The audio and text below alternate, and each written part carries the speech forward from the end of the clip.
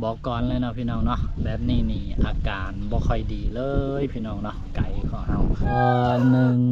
2 3 4 5มื้อนี้มือไก่ของเรา23 โตไข่แต่6 หน่วยพี่น้องโธ่อาการบ่ค่อยดีเนาะพี่น้องเนาะ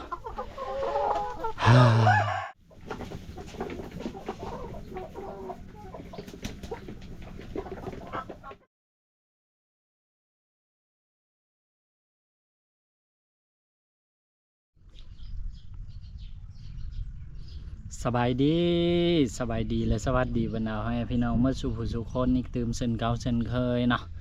กะมื้อนี้วันที่17 เมษายนเนาะช่วงแรงๆกับพอดีลูกจากบ้านของบ่อดำเนาะมาที่บ้านของสาวนี่เป็นเจ้าพ่อยเนาะก็เลยนี่แหละที่มา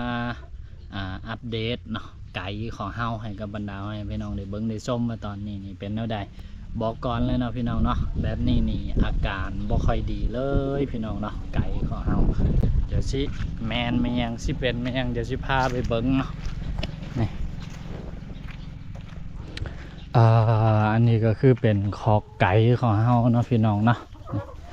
แลนมาสาว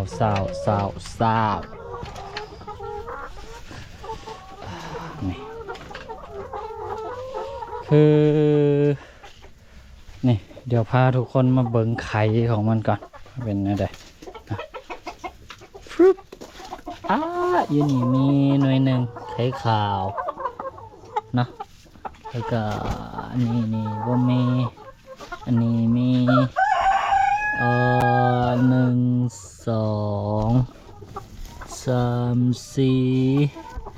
5เป็น6 หน่วยน้องพี่น้องเนาะนี่มื้อนี้มือไก่ของเฮา23 โตไข่แต่6 หน่วยพี่น้องโธ่อาการบ่ค่อยดีเนาะพี่น้องเนาะคือไก่ของเบาดำเนาะเบาดำบ่ได้เลี้ยงหัวอาหารสำเร็จรูปคือเบาดำผสมอาหารเองเนาะแล้วก็ช่วงแรกๆเนาะมันไข่ดีอยู่เนาะพี่น้องเนาะแต่ว่าผ่านไปจักช่วงหนึ่งแล้วก็ย้อนเบาดำเองแหละเนาะตามที่คิดคืนย้อนหลังนะเพราะว่าในการผสมอาหารให้ไก่นี่เนาะเบาดำที่ใช้อยู่หลายๆตัวส่วนผสมนะคือแบบกะมีข้าวโพดมีฮัมมีถั่วเหลืองเนาะกากถั่วเหลืองแล้วก็มีส่วนผสมอีกหลายๆอันผสมเข้าไปแล้วก็มันจะมีสารมาแยกที่เป็นสารเสริมให้กับไก่นะเราหนึ่งในนั้นเนาะก็คือสารจับเชื้อราเป็นสารที่ว่าจับสารพิษอยู่ในอาหารตัวใดบ่สมบูรณ์หรือว่าบ่ได้คุณภาพใช่นะสารตัวนั้นก็คือสิไปซอยยับยั้งเชื้อราอยู่ในอาหารหั่นเฮ็ดให้ไก่หั่นมีสุขภาพที่ดีเนาะแต่ว่าบังเอิญมีอยู่หอบหนึ่งเนาะเบาดำผสมตัวนั้นไปเกินปริมาณที่ควรจะเป็นไปหลายเติบเลยนะที่เป็น10 เท่าพุ่นนะแล้วก็มาให้ไก่กินช่วงแรกๆไก่ก็กินดีอยู่เนาะแต่ว่าหลังจากนั้นผ่านไปประมาณ5-6 มื้อเนาะไก่ก็เริ่มมีอาการเป็นเนาะแบบบ่ค่อยกินอาหารใสก็บ่กินแล้วก็ต่อจากนั้นเนาะนี่ไก่ของเฮาก็คือสินี่เป็นยังซี่นะออกตุ้มออกด้านตามหน้าเนาะนี่แต่ว่าเดี๋ยวนี้นี่มันเริ่มแค้นเริ่มดีได้พี่น้องอันนี้นี่คือไก่ของเฮานี่เริ่มสิฟื้นตัวกลับเข้าสู่ภาวะปกติแล้วเนาะนี่หายเกือบหมดแล้วแต่ว่าตะกี้บ่ดำเห็นอยู่โต2 โตนี่แหละที่ว่ายังมีอาการอยู่นะนี่ก็คือตัวนี้นะนี่คือหน้าของไก่เขานี่มันจะมีบาดมีแผลนะเซิงโอ้โหโยโยโยโยโยโย ลงไปลงไปไปลงไปลงไปลงไปนะนี่คือที่เบาดำท้ายให้เบิ้งตะกี้นะเนาะหนาของมันนี่ชิมีบาดมีแผลจังสิเนาะกะ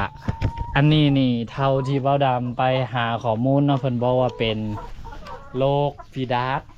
ซึ่งวิธีการรักษาเนี่ยก็คือแบบบ่มีตัวยาที่ว่าสิซอยรักษาได้โดยกงนะนี่แล้วก็กับตัวนี้ก็เป็นคือกันฮึบนี่นะคือมันเป็นจังซี่แล้วก็มันก็บ่กินอาหารเนาะช่วงก่อนหน้านี้คือแบบเป็นทั้งฝูงเลยอันนี้นี่คือเริ่มดีขึ้นละนะบางส่วนนะแล้วก็ตัวนี้ก็เป็นนะนี่ตัวนี้นี่ข้อลังข้อล่าวแต่ว่าอันนี้นี่อาการคือแบบเริ่มดีขึ้นแล้วได้พี่น้องนะอันนี้นะนี่นะนี่นะก็มีอีกหลายๆตัวเนาะนี่อาหารที่เขาเอาให้นี่แบบมันโบแมนอาหารสำเร็จรูปเนาะพี่น้องเนาะเป็นอาหารที่ว่าเราผสมเองเนาะจากข้าวโพดจากส่วนผสมอื่นๆหลายๆอย่างมารวมกันนะกะไก่กินบ่มันกะช่วงแรกๆนะมันก็กินดีอยู่กินโอเคอยู่แต่ว่าหลังจากที่เจออาหารล็อตที่เบาดำเราสู่ฟังไปที่กี่นะที่ว่าเบาดำใส่โตที่ว่ามันเป็นสารจับเชื้อรานะเข้าไปเกินกว่าที่สูตรมันบอกนะเนาะเกินไปประมาณ10 เท่าหลังจากอาหารล็อตนั่นไปเลยคือแบบไก่ก็คือแบบบ่กินอาหารเลยนะกะกินน้อยนะซึ่งอยู่แล้วก็เบาดำก็ไปหาทางแก่แหละไปชอบข้อมูลเนาะจนเห็นอะไรกับภาษาเห็ดเนาะกะเท่าที่ไปซอกไปหามาได้ก็คือแบบเพิ่นแนะนำให้อัดวิตามินเข้าไป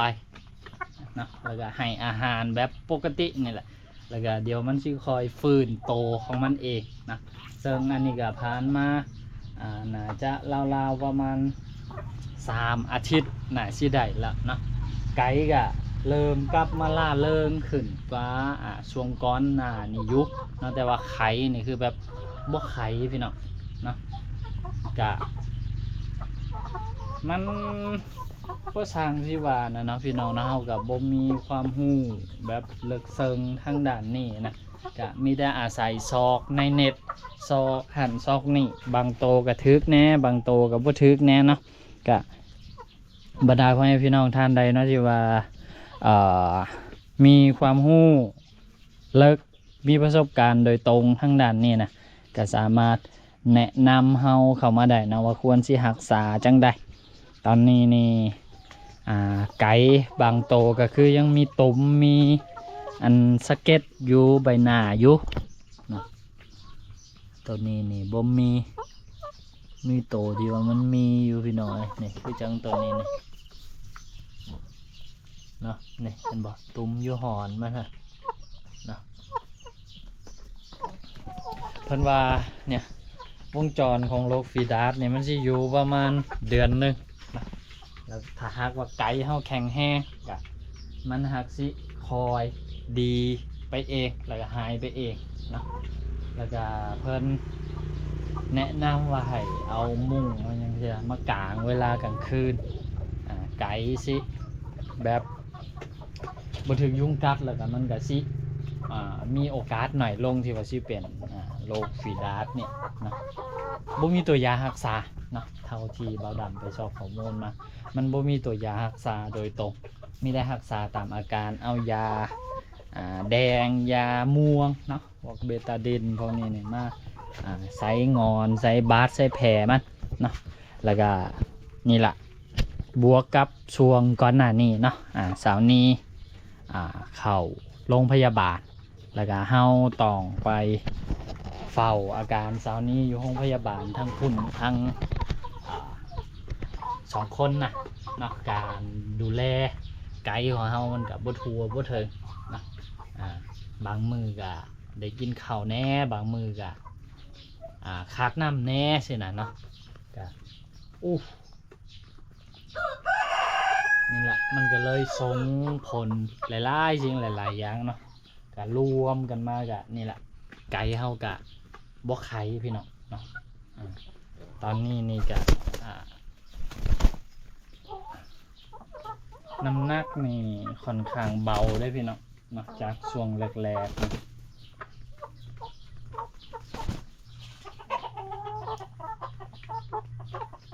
มันบ่ค่อยกินอาหารบ่อากาศก็ร้อนเด้อเนาะก็เดียวอาหารซุ้มนี่เนาะบ่าวดำสิเอาน้ำมาผสมพอให้มันมัดให้ไก่ของเฮานี่สามารถกินได้แบบสบายเพราะว่าอันนี้มันเป็นผงค่อนข้างเดี๋ยวจะเป็นผงละเอียดนะพี่น้องเนาะอันนี้ก็เป็นทั้งอีพอเป็นคนเอาให้พอของสาวนี่พอเฒ่าของบ่าวดำเป็นคนเอาให้ตอนที่บ่าวดำอยู่ก็คือตอนเช้าตอนแรงบ่าวดำสิเอามาผสมน้ำพอมัดแล้วก็ให้ไก่กินเนาะเดี๋ยวบ่าวดำสิไปเอาคุมาแล้วก็เอาซุ้มนี่แหละเนาะคุกกับน้ำเนาะพอมันมัดแล้วก็ให้ตัวไก่ลองกินเบิ่งพี่น้องลองเบิ่งว่ามันสิกินดีกว่าเก่าบ่หรือว่าแนวใดเนาะ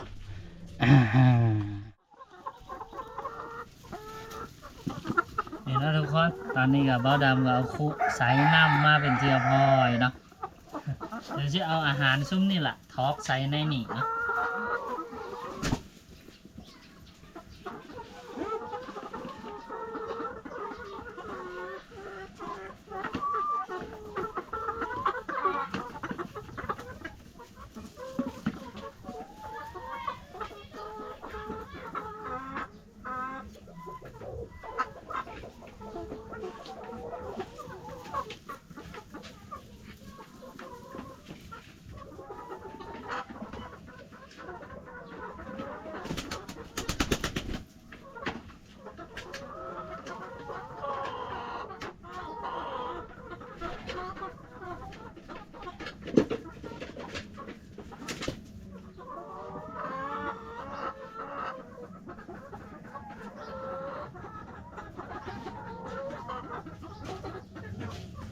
ไม่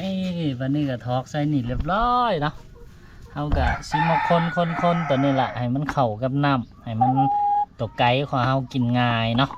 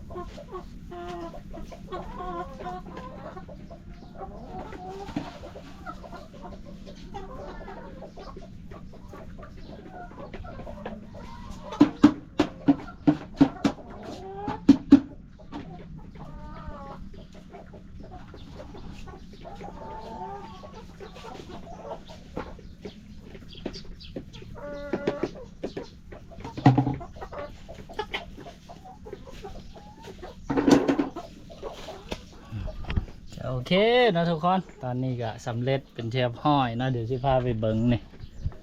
นะสังเกตว่าไก่ของเฮานี่เริ่มกินดีขึ้นได้พี่น้องนะคือบ่าวดำก็เอานำใส่พอมัดเนาะนี่ พอให้มันจับตัวกันเป็นก้อนน้อยหนึงบ่ให้มันเป็นผงละเอียดคือตอนทำอิฐนะเนาะก็ไก่น่ะสิกินง่ายขึ้นตามเบิ่งเลยนี่เนาะก็อาหารตัวเก่าตัวเดิมที่มันอยู่ในห้างนี่แหละเนาะก็ไก่บ่ค่อยกินนะเอาน้ำผสมแล้วมันก็กินนะกินดีกว่าตอนทำอิฐเนาะมันน่ะสิกลืนง่ายกินง่ายเนาะก็เลยพากันกินก็พอดำหาก็กลับมาดูแลไก่ชุ่มนี่ได้3-4 มื้อเนาะช่วงก่อนหน้านี้ไอ้ที่มันไข่นะมือหนึ่ง3 หน่วยก็มีพี่น้องเนาะกับพอดำกลับมานี่แหละดูแลเอาเข่าอันนี้ให้มันกินแล้วก็คลุกน้ำพอให้มันกินดีขึ้นนะก็เหมือนจะมีแนวโน้มเนาะไปในทางที่มันค่อยๆดีขึ้นนะพี่น้องเนาะนี่แต่ก็ยังมีบางโตพี่น้องนะนี่พี่พุ่นอันพุ่นนี่มันห่อนโพธุหรือว่าแนวใดหุเนาะนี่ว่ามันกินเข่าเลยบางโตก็เอาหัวซุกนี่เลี้ยอยู่จังสิคือตัวนี้นี่ตัวนี้นี่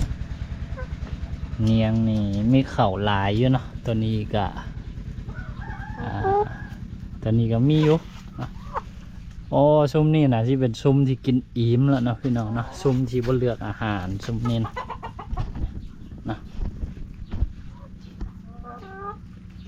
นี่อันนี้ก็มีแล้วนะพี่น้องเนาะเข่าเต็มเนียงนี่แหละ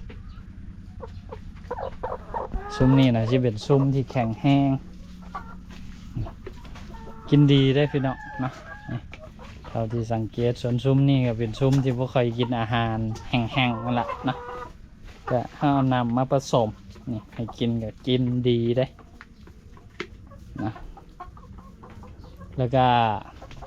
เปาดำตอคอกออกไปทั้งพี่อีกเนาะนี่วันนี้ก็มีประตูให้มันออกเป็นเลาะออกเป็นหลินแล้วพี่น้องนะให้มันได้จิกยาจิกตองเนาะขยายคอกเอาตะนางมาล้อมพุ่นจำพุ่นเนาะแล้วก็มีไก่ผูกเข่ามาหลินลำโต1-2 โตเฮากะยามันเลยเนาะแต่ว่าไก่เฮานี่มันบ่ทางบินออกมันบินสูงบ่ได้มันบ่คือไก่บานเฮานะ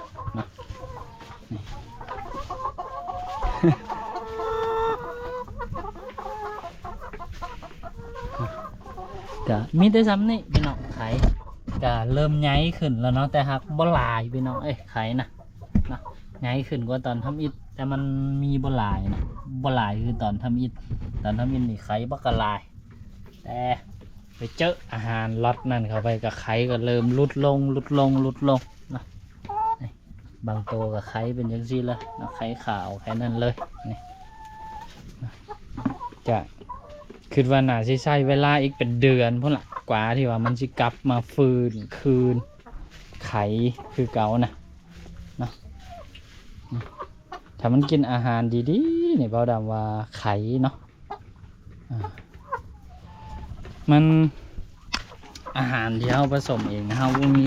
เครื่องอัดเป็นเม็ดให้มันกินคือจังอาหารสำเร็จรูปมันก็บ่ค่อยอยากกินเข้าปานใดเด้กับบวกกับมันบ่มีกลิ่นหอมคือจังอาหารสำเร็จรูปเขาเจ้าบอกหรือว่าจังใดเนาะไก่ก็เลยว่าบ่ค่อยอยากกินเนาะอันนี้คือเป็นปัญหาที่เฮาเจอเนาะเดี๋ยวเฮากะสินี่ละคอยแก้ไขปัญหาไปทีละหน่อยคอยเฮียนหู้ไปทีละหน่อยเนาะอันนี้ก็คือเป็นคอกไก่ของเฮาเด้อนะแล้วก็เฮากระตอตะนางออกมาข้างนอกเนาะให้ตัวไก่ของเฮาเนี่ยมายางเลาะยางลิ่นแอวอยู่ตามนี้นะหญ้าตามนี้นี่ก็คือโลนหมดเลยเนาะไก่ออกมาจิกนะจะให้มันได้ยางเลาะยางลิ่นบ่ให้มันเขียดลายนะ